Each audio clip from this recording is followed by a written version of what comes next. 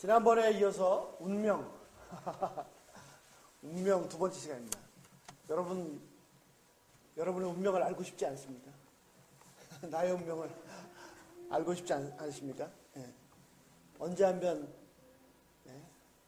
You are my destiny 한번 들어보세요. 지난주는 한 주는 우리 미국교회 형제자매들한테 예배드리고 다시 따로 예배드리니까 굉장히 오래간만인 것 같습니다. 자, 먼저 지난번에 나눴던 거 잠시 정리해 보겠습니다. 44절 한번 보시죠. 44절에 보시면 뭐라고 말씀하셨습니까? 예. 자, 44절에 예수님께서 십자가를 지시기 전에 3년 반 동안 제자들과 함께 다니시면서 제자들한테 가르치신 것이 있었습니다. 자, 3년 반 동안 제자들과 함께 다니시면서 예수님께서 제자들에게 가르치신 것이 무엇입니까? 44절에 보시면 뭐죠? 모세의 율법과 선지자의 글과 시편이었습니다. 모세의 율법과 선지자의 글과 시편이 뭐죠? 구약성경입니다. 토라, 느비임, 케토비임. 그러면 구약성경. 즉 예수님은 3년 반 동안 제자들과 함께 성경 공부를 했습니다. 자, 그런데 그 성경 공부의 주제가 뭡니까? 다시 44절입니다. 주제가 뭐였죠? 예, 뭐라고 기록되어 있습니까? 예, 나를 가르쳐 기록된 모든 것이 이루어져야 하리라. 예, 그렇습니다. 그 성경 공부의 주제는 예수님이셨습니다. 다시 말하면 구약 성경의 주제는 예수님입니다. 예. 그렇습니다. 구약 성경의 주제는 바로 예수님입니다. 구약뿐만 아니라 신약까지 포함해서 모든 성경의 주제는 예수님입니다. 그러므로 성경의 모든 부분에서 예수님을 찾아 발견해야 제대로 성경을 이해한 것이고, 또 성경의 각 부분을 예수님으로 설명을 해야, 해석을 해야 맞는 설명입니다. 자, 45절입니다. 그리고 예수님께서 그들을 다시금 성경을 깨달을 수 있도록 그들의 마음을 열어주셨습니다. 이 참 중요한 말씀인데요. 그렇습니다. 성경은 진짜 신기하고 신비한 책입니다. 성경은 머리로 깨달을 수가 없습니다. 예. 아무리 천재라도 IQ 160, 200 천재라도 천재라고 해서 성경을 깨닫는 것이 아니고, 학교를 제대로 못 다닌 사람이라고 해서 성경을 전혀 못 깨닫는 것이 아닙니다. 아무리 천재라도 하나님께서 깨닫게 해주실 때만 깨달을 수 있고, 아무리 배운 것이 없는 사람일지라도 하나님께서 깨닫게 해주시면 천재도 못 깨닫는 것을 깨달을 수 있습니다. 이 시간도 하나님께서 은혜를 주셔서 이 진리를 깨달을 수 있도록 저희 마음을 활짝 열어주시길 기도합니다. 또 하나 신기한 것은 뭐냐면, 이 구절 잘 보시면 성경을 깨달을 때 어떻게 깨달아요? 머리가 탁 튀어서 깨닫습니까? 아니요. 마음이 열릴 때 깨달아집니다. 이 말씀은 정말, 이 책은 신기한 것이, 갑자기 책을 과학책을 보다가 도저히 모르겠다. 그런데 어느 순간 탁 머리가 튀면서 깨달아지잖아요. 성경은 머리가 탁 튀어서 깨달아지는 게 아니고요. 마음이 열려야 깨달아지는 겁니다. 마음이 닫혀 있으면 천재라도 깨달을 수 없습니다. 하나님께서 이 시간 저희 가운데 오셔서 이 말씀을 깨닫게 해주시기를 기도합니다. 자, 예수님이 좀 더 진도를 나가십니다. 자, 조금 전에 살펴본 것처럼, 죄송합니다. 페리에모. 성경의 주제는 예수님인데, 그 주제에 대해서 세 가지 중요한 내용을 좀 더 자세하게 설명하십니다. 그 내용이 무엇입니까? 자, 46절 보시죠. 46절. 그 세 가지를 말씀하시는데, 첫째가 뭡니까? 그리스도의 고난입니다. 그리스도의 고난. 두 번째는 뭐죠? 자, 그리스도 메시아. 헬라어로는 그리스도, 히브리어는 메시아. 번역을 하면 구세주, 세상을 구원하실 분입니다. 그분이 받을 고난입니다. 두 번째, 그리고 그 메시아께서 고난을 받으시고 죽었다가 제3일에, 3일 만에라는 것보다 더 정확한 것은 뭐냐면 3일에, 3일을 풀로 채우시고 부활하신 것이 아니고 세 번째 날에 부활하신 것입니다. 다시 살아나셨습니다. 이거 두 가지 내용. 근데 세 번째가 47절입니다. 그 다음에 이 메시아로 말미암아, 그분의 이름으로 말미암아 모든 죄를 다 용서받을 수 있는, 그 어떤 죄라도 다 용서받을 수 있게 해주는 그런 회개의 복음이, 메시지가 어디서부터 시작해요? 예루살렘부터 시작해서 세상 모든 족속에게, 온 땅의 모든 피플들에게, 모든 족속들에게, 에스닉에게 전파되는 것. 요즘식으로 얘기하면 세계선교입니다. 자, 다시 정리하면 세 가지입니다. 뭐죠?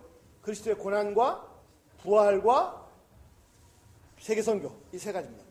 자, 구약 성경의 전체 주제는 예수님이신데, 그것을 좀 더 자세히 설명하면 세 가지. 뭐죠?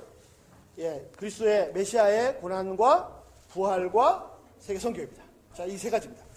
자, 보십시오. 하나 보시죠. 오늘 진짜 중요한 진리 한번 살펴보겠습니다. 자, 예수님께서 이 세상에 구원자로 오셨습니다. 온 세상의 구세주, 그 구세주께서 가야 할 길이 구약 성경에 나타나 있습니다. 즉 하나님의 말씀의 기록, 하나님이 이미 메시아를 보내실 것을 약속하셨고, 그 메시아가 어떤 일을 하실 것이다, 어떤 길을 가실 것이다 라고 구약 성경에 기록이 되어 있습니다. 그 길이 무엇입니까? 온 세상의 모든 인간들을, 모든 죄인들을 위해서 대신 고난을 받으시고 결국은 처참하게 죽임을 당하시는 것, 그리고 죽임을 당한 지 제3일에 모든 죽은 자들 가운데 다시 살아나셔서 모든 죄와 죽음의 권세, 사단의 권세를 단번에 박살내시는 것, 이것이 바로 그분이 가야 할 길이었습니다. 십자가와 부활, 이것이 바로 메시아의 운명입니다. 예수님의 운명이셨습니다.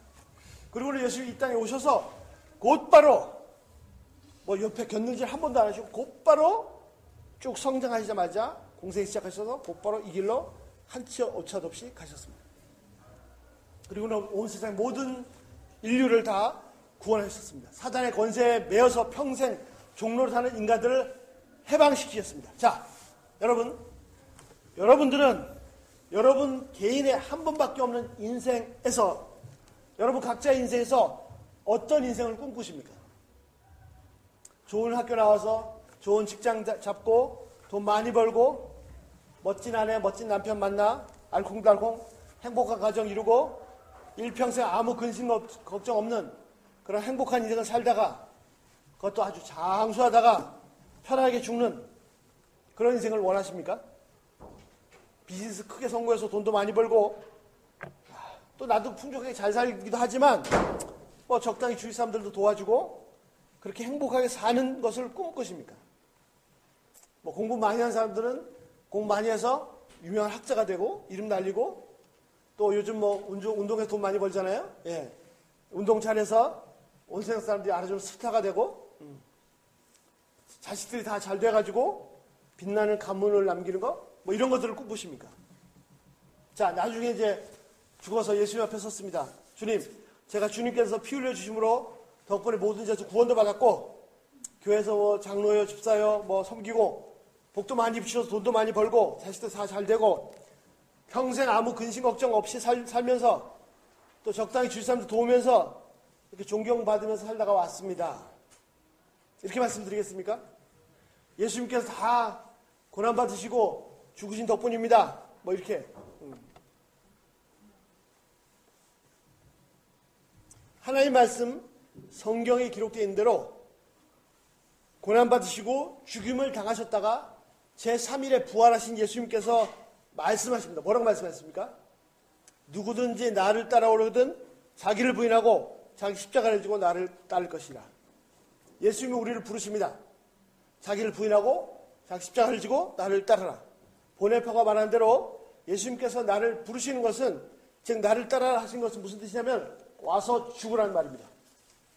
평생을 예수님 따르기 위해서 고난을 받던 바울이 그 아들 같은 제자 디모데에게 말합니다. 복음과 함께 고난을 받으라. 그렇습니다. 고난을 받는 인생, 예수님과 복음을 위해서 고난을 받는 인생, 이것이 바로 성경에 기록된 우리의 운명입니다. 무슨 말입니까? 자, 고난을 받을 때 언제까지요? 죽기까지 받는 것입니다. 내가 그렇게 고난을 받았으니 이제는 좀 나를 알아주지 않을까? 사람들이 나를 성자라고는 하지 않을까? 아직 멀었습니다. 완전히 내가 죽을 때까지 고난을 받는 것입니다. 고난을 받아서 결국은 다 죽어버리는 것입니다. 그때까지 고난을 받은 것입니다. 자, 이런 내용은 사람들이 다 부담스러워합니다. 저도 부담스럽습니다. 아니, 복을 받아도, 예수님 잘 믿어서 복을 받아도 시원치 않은데 와서 고난받고, 그것도 고난받다가 죽으라니. 예, 이게 진짜 뭘 모르시네요. 이것이 고난받다가 죽는 것이 진짜 복된 인생입니다.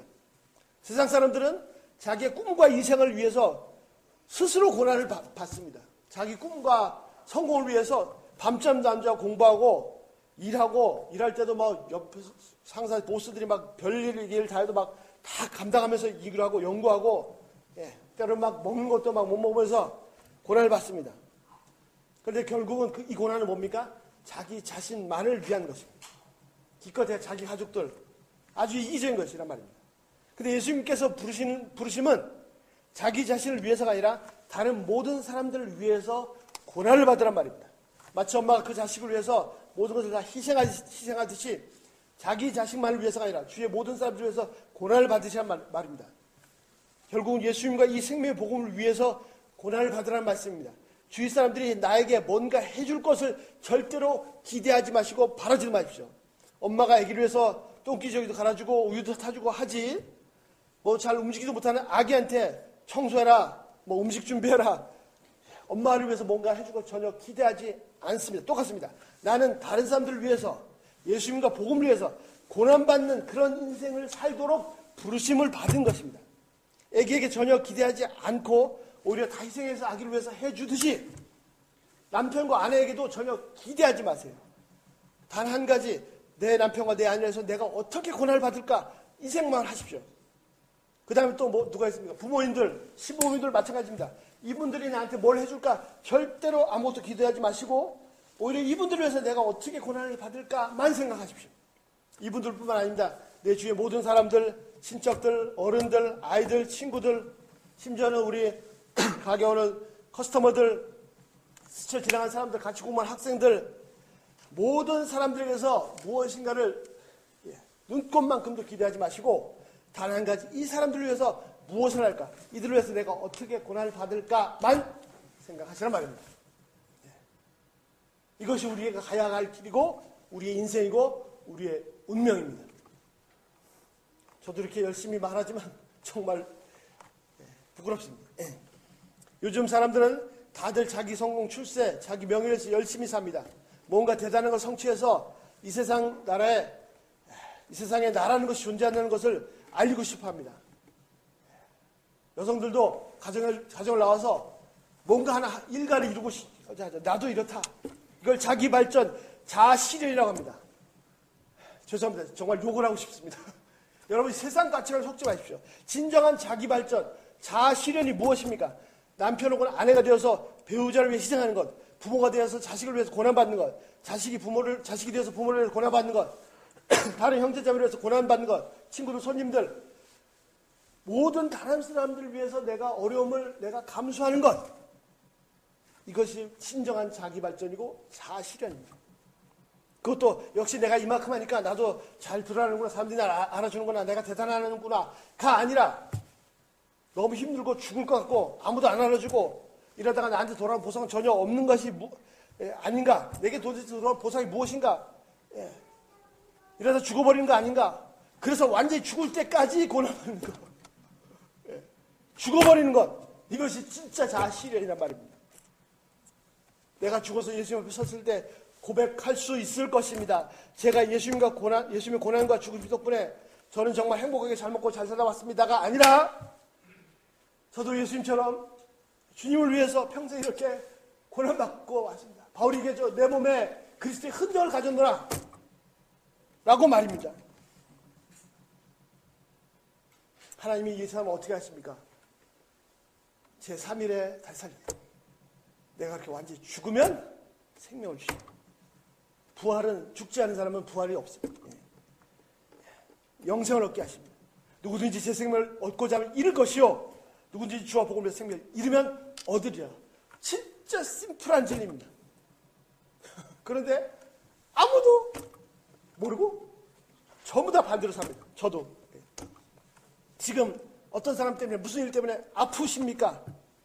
나는 최선을 섬기는데 돌아오는 것은 차가운 냉대, 미움, 이런 것밖에 없습니까? 제대로 가고 있는 것입니다. 제대로 가고 있습니다. 예수님께서 바로 그렇게 가셨습니다. 예수님은 다 주셨는데 돌아온 것은 죽음이었습니다. 고난이었고 멸시였고 죽음이었고 침뱉으면서. 다른 사람 섬기기 너무 힘들고 고통스럽습니까? 진짜 제대로 인생을 살고 있는 것입니다. 진짜 잘못된 인생은 무엇입니까? 여러 사람들 덕분에 그분들이 힘들었게 하기 때문에 나는 잘 먹고 잘 살고 있습니다. 이것이 잘못된 것입니다. 계속해서 저를 위해서 좀 희생해 주시오. 이것이 진짜 잘못된 것입니다. 자기를 부인하고 자기 십자가를 지고 나를 따르라. 이것이 바로 우리의 운명입니다. 이것이 주님의 말씀이고 하나님의 말씀은 변할 수가 없고 그것이 바로 나에게 주신 것이고 내가 가야 될 길이고 하나님의 섭리고 내가 바꾸으면 요지부동의 생명의 길 나의 운명입니다. 와서 죽으라. 이것이 우리가 가야 돼요. 하나님의 미랄이 땅에 떨어져 죽으면 많은 열매를 맺고 죽지 않으면 하나님 그대로 있느니라. 정말 만고불변의 진리입니다. 이것이 운명입니다. 아, 나는 왜 사는 것이 이렇게 힘드냐? 남들은 다 잘 먹고 잘 사는데 다들 행복한 것 같은데 왜 나만 이렇게 힘들게 사나? 왜 내 인생만 이렇게 꼬였나? 아닙니다. 절대로 꼬인 것이 아닙니다. 꼬인 것을 생각하고 그 십자가에 억지로 끌려다니면서 살지 마십시오. 자기 자신의 이기적인 성공을 위해서도 열심히 십자가를 지고 가는데 고난을 당하는데 예. 다른 사람을 위해서 주와 복음을 위해서 내 고난을 당하는데 막 질질 끌려서 예. 질질 끌려다니면 얼마나 힘들겠습니까? 그렇지 않아도 힘든데 예. 그렇지 않아도 남들은 다 잘 사는 것 같은데 나만 고난받으라 하시니 너무나 억울한데 어떻게 하라고요? 그렇죠. 억지로 질질 끌려다니면서 고난의 십자가를 지지 말고 내 십자가를 지지 말고 질질 끌면서 끌려다니지 말고 값진 인생 적극적으로 고난 속에 뛰어들어가서 이 십자가를 내가 스스로 지고 가잔 말입니다. 정말 이 세상에 성공하고 출세하고자 하는 이들도 이를 악물고 이런 독종들도 자기 자신만 이기적인 동기를 위해서 성공을 위해서 그렇게 고난을 드러내는데 다른 사람을 위해서 주와 복음을 위해서 고난받을 초청받는 이런 영광스러운 사명을 받았는데 이 엄청난 인생으로 부르심 받았는데 기왕이면 끌려다니지 말고 예. 적극적으로 내가 지고 스스로 고난 속으로 들어가자 말이죠. 같은 길이면 고난이 있는 길로 가자 말입니다. 내가 좀 불편하고 내가 좀 힘들고 내가 조금 고통받으면 내 배우자가 편하고 내 아이들이 행복하고 내 부모님들, 시부모님들, 내 주위 사람들이 복을 받는구나. 그렇죠. 이 길을 가자는 것이죠. 기왕이면 고난의 자리로 갈 거면은 이런 자리에 갈 거면 스스로 내가 주도해서 힘차게 가자는 말입니다. 이것이 다른 사람이 바로 나만이 갈 수 있는, 내가 갈 수 있는, 내가 가야 될 길, 마이 웨이. 내 운명이요? 내 인생에서 풍성히 열매 맺는 예수님처럼 예수님께서 죽으시고 부활하셔서 온 인류의 구원의 열매를 맺으셨듯이 내 인생에서 풍성히 열매 맺는 길입니다. 간단합니다. 편한 길이냐? 고난받는 길이냐? 물론 내 속으로는 편한 길을 가고 싶죠. 그러나 그렇기 때문에 오히려 거꾸로 적극적으로 고난받는 길을 선택하는 것입니다. TV 보다가 인터넷 좀 하다가 뭐 편하게 쉬고 싶다고요? 저한테 하는 얘기입니다. 어떻게? 네. 그렇게 하고 싶으면 어떻게 해요? 네. 이 시간을 무엇을 하면 다른 사람들에게 유익이 될까? 내가 좀 더 불편하면 다른 사람 얼마나 더 편해질까? 내 주위에 위로가 필요한 사람 없는가? 나를 무척 피하고 미워하는 것 같은데 혹시 나 때문에 힘든가? 내가 조금 힘들면 여러 사람이 편하겠죠. 이 영혼을 위해서 내가 무릎 꿇으면 그 영혼이 복받고 주님께서 기뻐하시겠죠. 편한 길을 버리고 고난의 길을 택하죠. 멸망의 길은 넓고 큽니다. 네. 무조건 생명의 길로 가는 거죠. 잘 먹고 잘 사는 길, 성공하고 출세하는 길 버리고 힘들고 희생하는 길, 내가 힘듦으로 다른 사람이 성공하고 출세하는 그런 길을 택하자는 거죠. 이것이 바로 우리의 운명이라니까요. 이것이 바로 성경에 기록된 것, 하나님께서 정해놓으신 것, 내가 가야 할, 나 아니면 다른 사람이 절대 갈 수 없는 마이 웨이. 나를 위해서 모든 것을 몽땅 주신 예수님께서 이 땅에 오셔서 평생 모든 것을 주시고 또 주시고 더 주시고 다 주시다가 결국 뭐까지 주셨어요? 생명까지 주셨습니다. 그리고 우리가 가야 할 그 길을 당신께서 말씀으로뿐만 아니라 삶으로 너무나 선명하게 보여주셨습니다. 예수님은 성경에 기록된 그대로 그 길을 한치의 오차도 없이 가셨습니다. 그리고 그 성경에 기록된 대로 가신 다음에 그 길이 생명을 얻는 게 사는 길임을 우리에게 분명히 보여줬습니다. 나 자신을 위해서 고난받는 길이 아니라 예수님처럼 다른 사람을 위해서 고난받는 길. 그리고 그렇게 끝까지 고난받다가 결국은 죽는 길. 이 길이 부활의 길이요, 사는 길이요, 생명의 길이요, 하나님이라 썩어서 죽어서 풍성히 열매 맺는 길입니다. 그래서 내가 고난받다가 죽어서 예수님처럼 풍성한 생명을 얻는 것입니다. 나를 구원하신 그분을 위해서 내 생명을 내어놓는 길. 그분을 위해서. 결국은 남들을 위한 게 아니고 결국 예수님 위한 거예요. 예수님 위해서 내 생명을 내어놓는 길. 이것이 진짜 생명의 길입니다. 가끔 그런 얘기합니다. 부부 사이에도 제가 죽으면 제 오르게 남겨주세요. 항복하면 행복하다. 내가 죽으면 행복해요. 서로. 근데 서로 네가 죽으라니까. 자, 한 가지만 더 말씀드리겠습니다. 자, 세 번째 주제가 무엇입니까? 다시 한번 말씀드려요. 구약 성경 전체 주제는 예수님 메시아입니다. 그 주제 세 가지는 뭡니까? 메시아의 고난과 부활, 그리고 세계 선교, 땅끝 선교입니다. 자, 이제 이 세 번째를 잠깐만 살펴보겠습니다.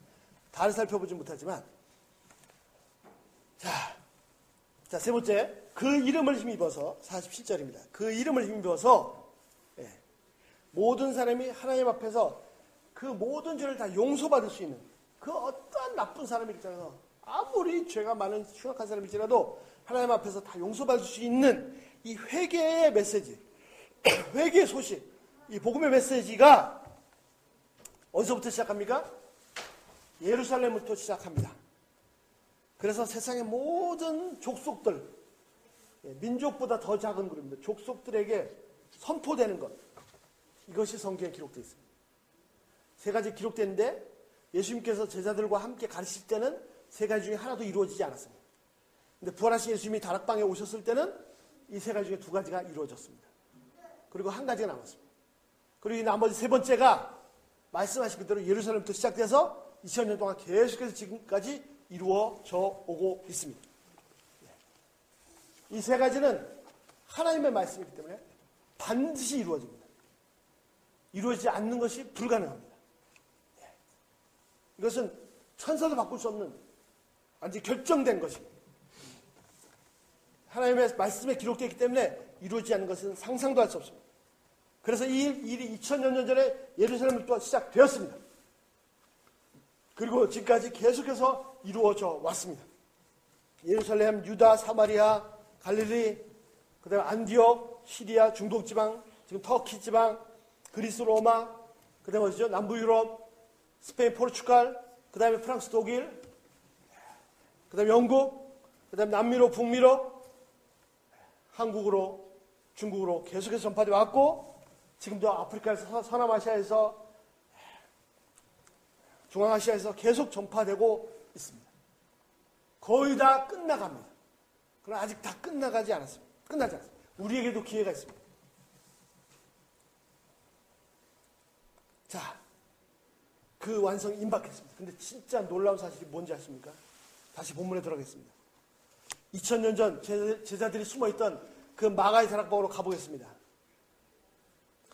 예수님의 제자들은 한 놈은 배신했고 한 놈 수제자라는 놈은 막 저주하면서 부인했고 살고자.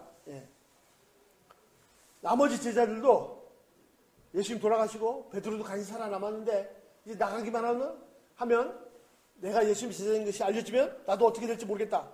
그래서 꽁꽁 마가의 다락방에 숨어 있었습니다. 베드로도 잡혀 죽을 뻔했는데 다른 사람도 마찬가지일 수 있습니다. 11명의 제자들 다 합쳐봤자 120명의 제자들 예수님의 십자가 돌아가신 다음에 과연 이 120명 예수님이 3년 반 동안 섬겨 놓으셨는데 도대체 몇 명이나 남아있을지 의심스럽습니다. 한심스러운 상황입니다. 예수님께서 3년 반 동안 다니시면서 머리 둘 것도 없이 수고를 하셨는데 예수님 돌아가시고 베드로 부인하고 사람들 잡혀주고 숨어있고 아 이거 분위기 이상하다. 나도 살아야겠다. 심지어는 베드로조차도 난 물고기 잡으러 가겠다. 난 이제 예수님과 더 관계없어. 그러면 자기 살 수 있잖아요. 물고기 잡으러 갔습니다. 한마디로 다 망한 것입니다. 그리고 좀 몇 달 그대로 지나면 진짜 아무것도 안 남을 것입니다. 그런데 이 비밀 아지트에 예수님께서 오셨습니다. 그리고 말씀하십니다. 자, 얘들아 이리 와봐. 내가 계속 너희한테 가르쳤지? 다시 한번 보자. 성경에 보니까 말이야. 어떻게 됐습니까? 내가 고난받고 부활할 것 뿐만 아니라 이 구원의 복음이 세상의 모든 족속에게 전파될 것이 기록되어 있어. 아주 분명히 기록되어 있는 거 봤지? 이렇게 기록되어 있기 때문에 그대로 될 거야. 아니 지금 이게 제정신입니까? 도대체 예수님 현실 파악이 상황 파악이 안 되시는 겁니까? 지금 도대체 어떤 상황이 밖에 어떻게 돌아가는지 전혀 감도 못 잡고 계신 것입니까? 도대체 이 양반 도대체 뭘 믿고 이런 분을 뭘 믿고 내가 내 인생에 황금 같은 3년 반을 투자했단 말입니까? 지금 이 살벌한 예루살렘에서 나 하나도 지금 살아가기 힘든데 그것조차도 의문인데 무슨 모든 세상의 모든 족속 얘기를 하십니까? 과연 다음 달에 내가 살아남을 수 있을지도 불안한데 지금 우리가 이렇게 모여있지만 과연 나중에 몇 사람이 남았을지 그것도 알 수가 없는데 무슨 온 세상에 구원을 말씀하신단 말입니까? 예수님 제발 좀 정신 좀 차리세요. 좀 지나면 여기는 남은 사람 중에서도 얼마 남았을지 모르겠는데 무슨 세상 구원을 말씀하십니까? 아이고 답답해라 정말. 예수님이 십자가의 충격이 크긴 크신 모양이네. 너무 허황된 말씀을 하시네. 현재 우리의 모습과 똑같습니다. 예수님은 120명, 11명. 그것도 아무 권세도 없고 빌라도 같은 권세를 좀 있으면 좋겠네. 아무 힘도 없고 이제 죽을까봐 숨어있는 꽁꽁 숨어있는 이 사람들에게 뭘 말씀하세요? 온 세상 모든 족속에게 복음이 전파될 것이다. 와. 그 근거가 뭡니까? 그 근거가 뭐죠? 이 제자들이 똑똑하고 잘난 것에 근거한 것이 아니고 성경에 기록되어 있기 때문에 그렇게 말씀하시고 성경에 기록되어 저희도 똑같습니다. 정말 아무것도 없습니다. 여러분 형편은 어떠세요? 저희 교회 모습도 그렇죠. 아무것도 없습니다. 저희 개인 가정도 마찬가지입니다. 저희 애들 이제 대학 다녀야죠. 공부도 문제고 신분 문제, 재정 문제. 하늘을 찌를 것 같은 담장으로 뺑뺑 우겨 쌓여 있는 것 같습니다. 사방에. 그런데 한번 여쭙겠습니다. 여러분, 이 결과가 어떻게 됐습니까? 그 힘없어서 숨어있던 11명, 그 사람 주위에 있던 120명, 결국 흐지부지 다 없어지고 끝났습니까?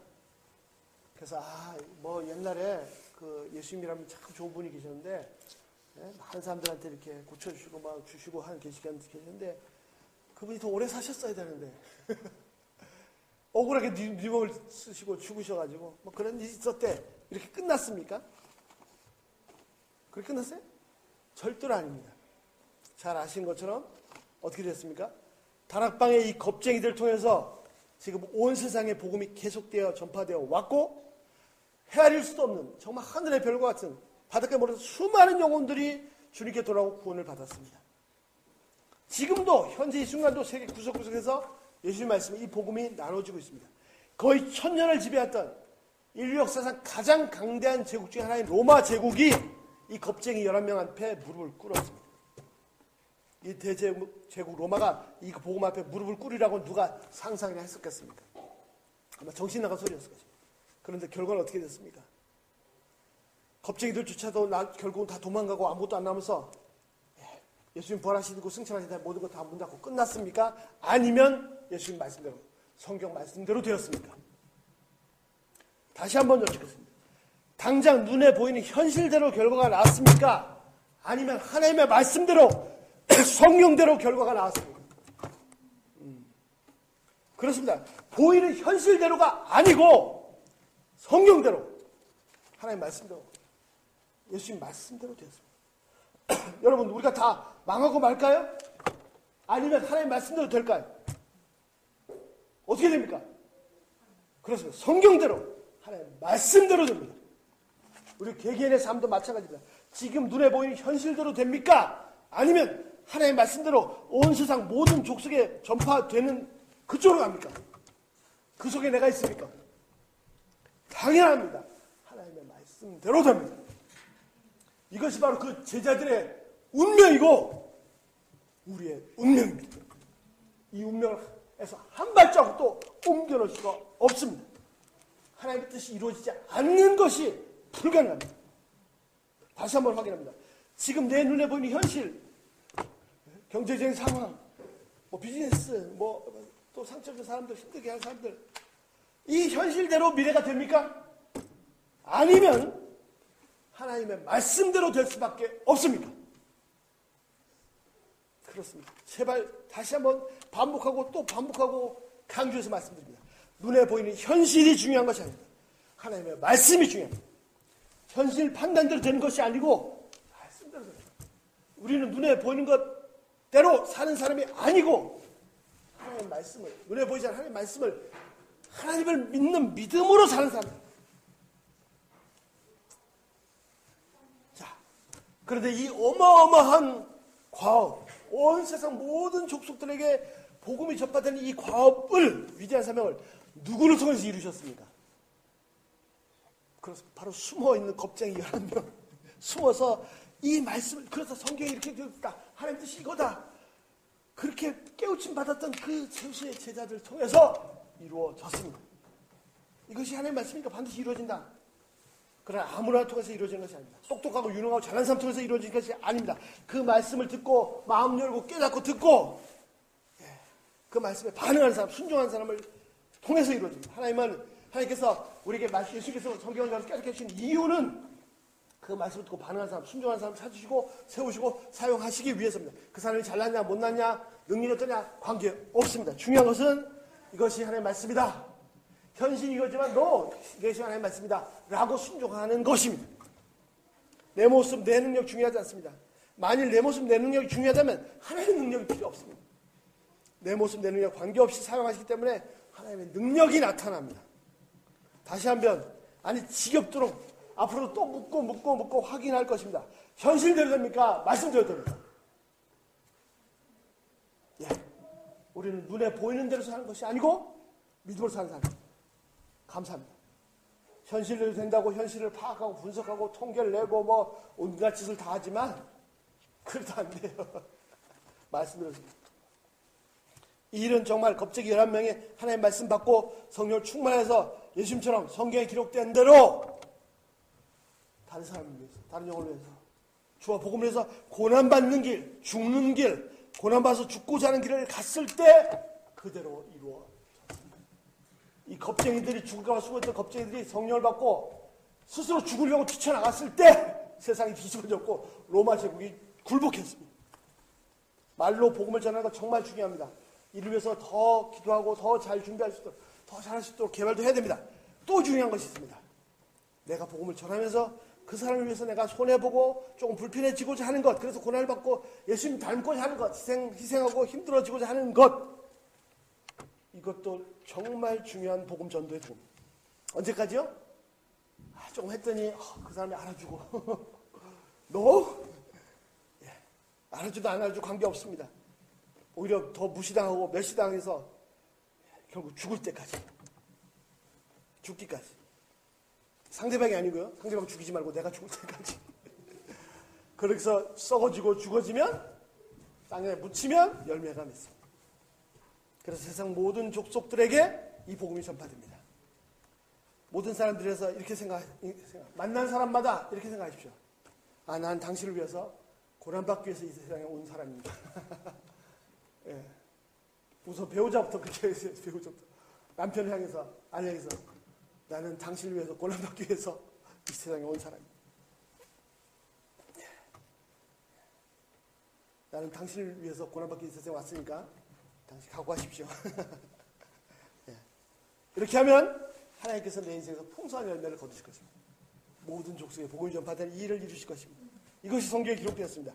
고난과 부활, 그리고 복음 전파, 풍성한 열매, 그리고 그대로 됩니다. 기록하신 말씀 그대로 됩니다. 이것이 우리의 운명입니다. 예수님의 고난과 부활, 그리고 예수님의 복음 전파, 그 예수님이 바로 나의 운명, my destiny입니다. 기도하겠습니다.